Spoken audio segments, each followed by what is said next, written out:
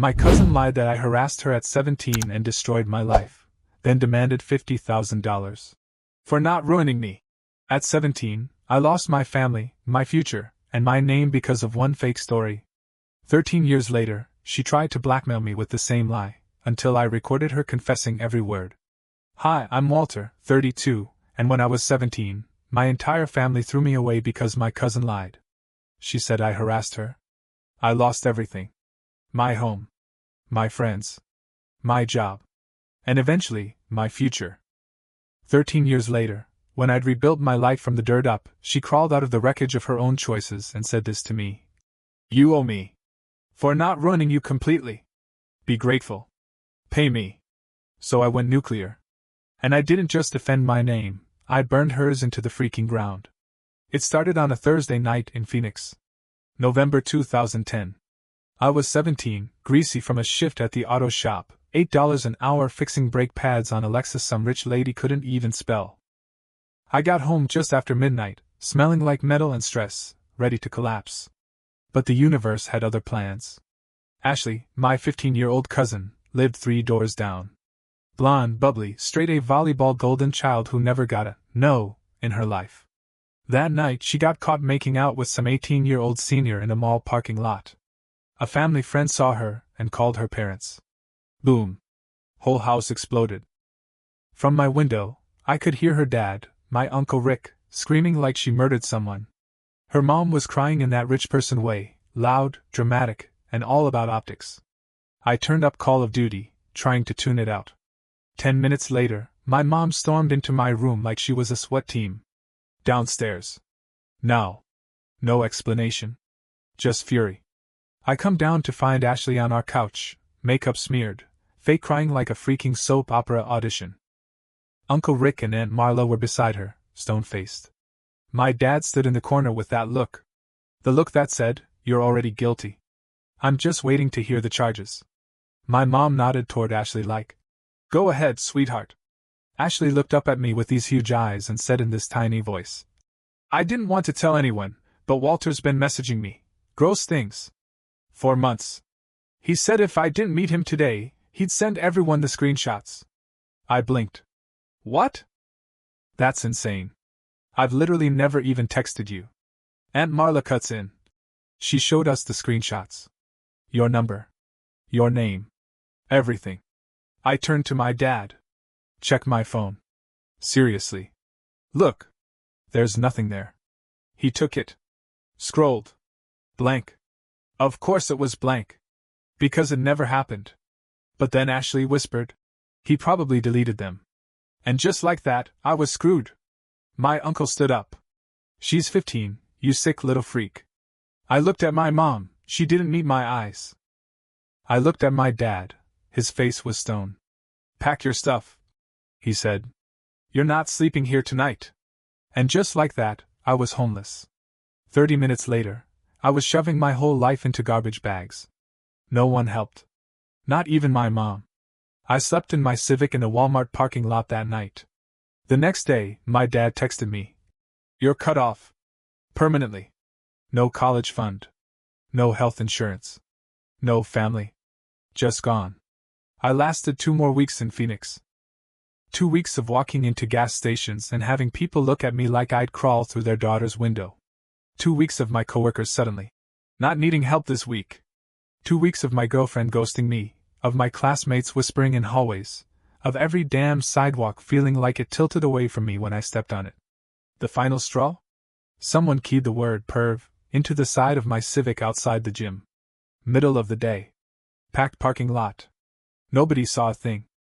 Of course.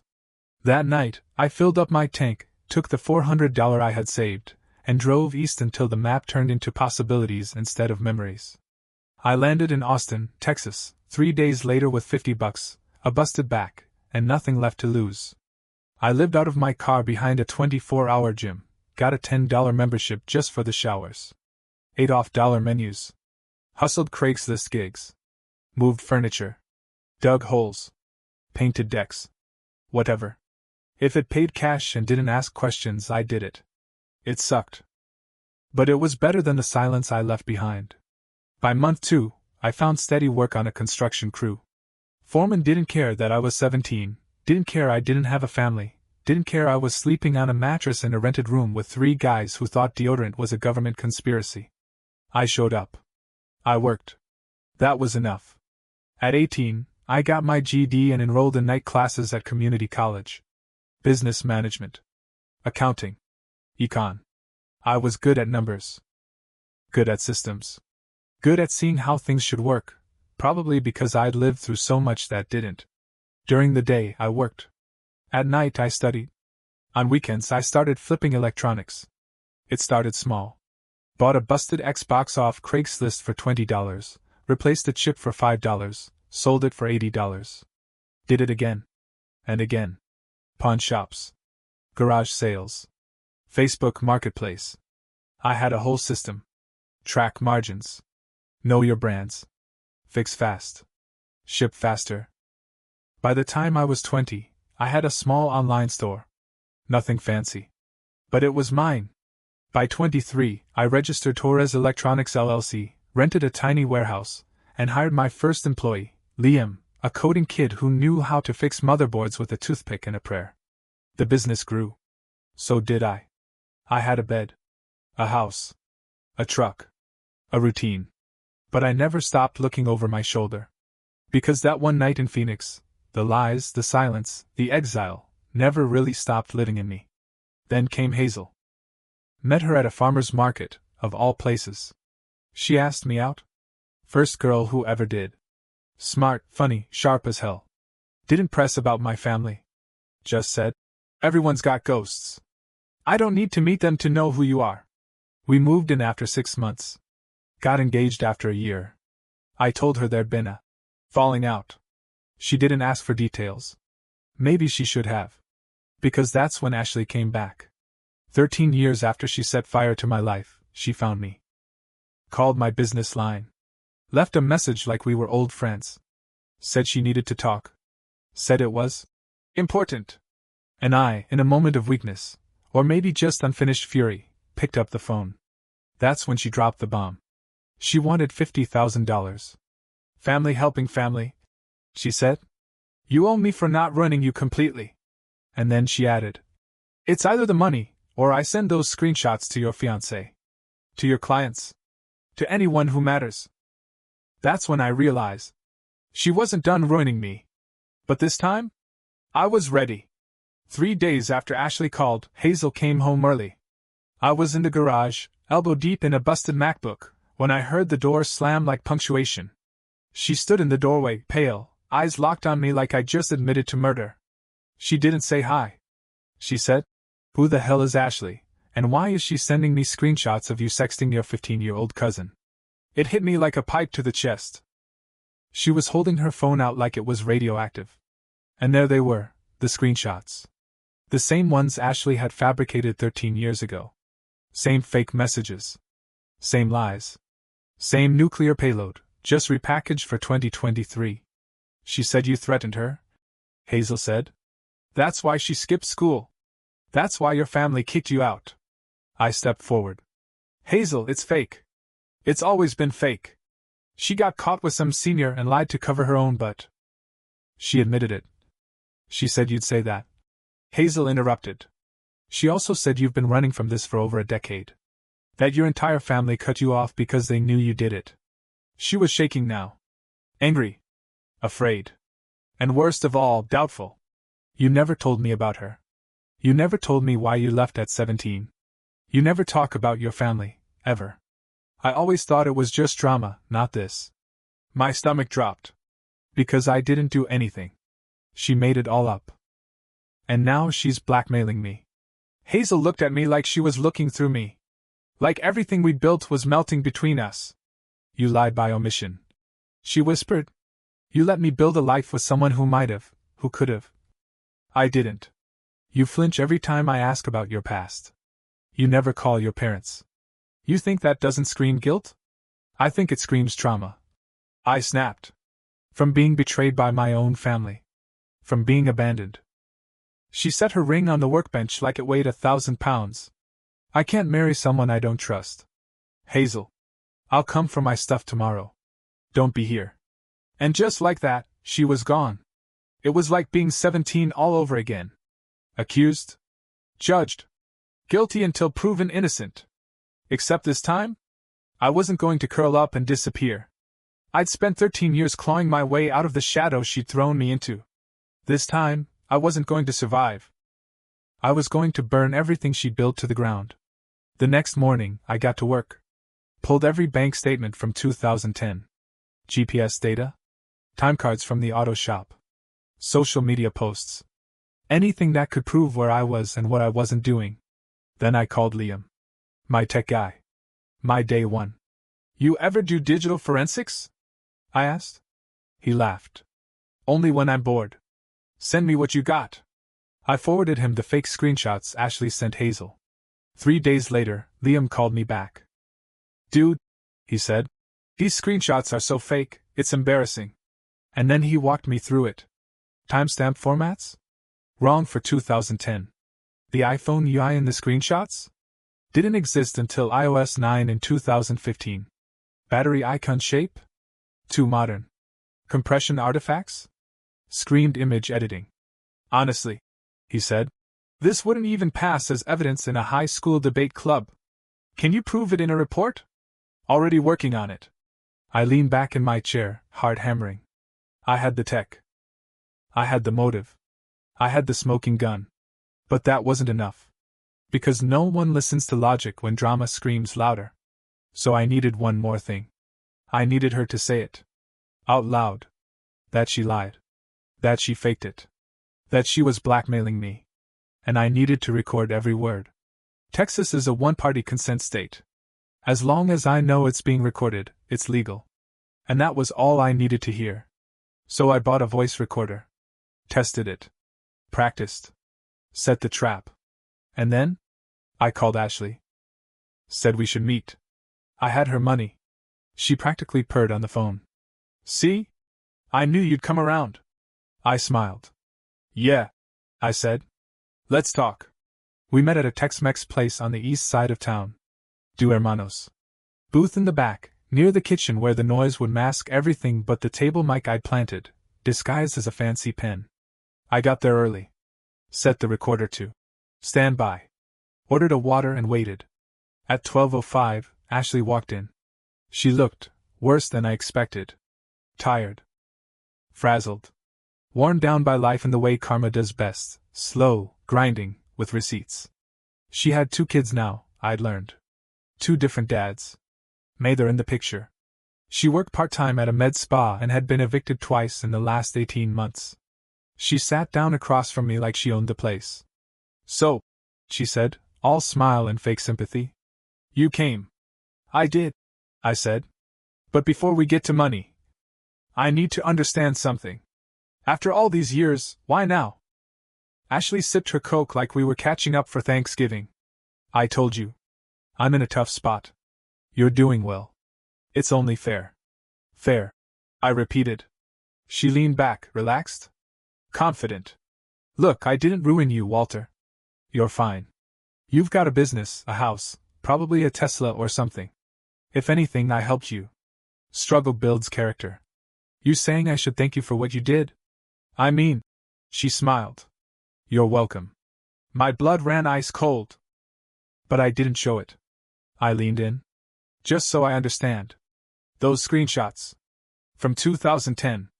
How did you even make them? She shrugged. There was this app. You could fake texts. Looked real as hell. I spent hours making sure the font matched. She was proud.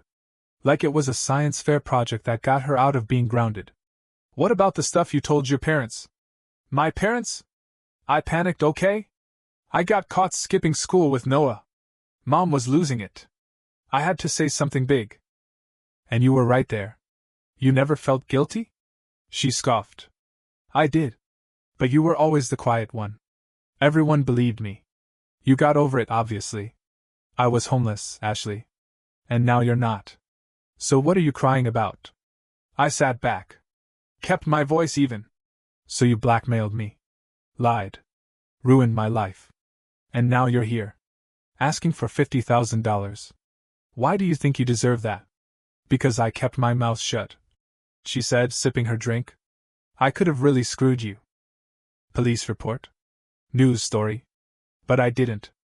I gave you a chance to rebuild. So yeah. You owe me. Click. That was the sound of her sealing her own coffin. I let the silence stretch. Then I said, what if I told you I have proof those screenshots are fake? Technical proof. Digital forensics. You know, stuff you clearly didn't think through. Her smile faltered. You're bluffing. What if I told you I'm recording this conversation? Her eyes narrowed. You wouldn't. Texas is a one-party state. Legal. And guess what, Ashley? You just confessed to everything. She froze. I leaned forward, voice sharp and final. You have two options. One, you write a full confession. You post it. Everywhere.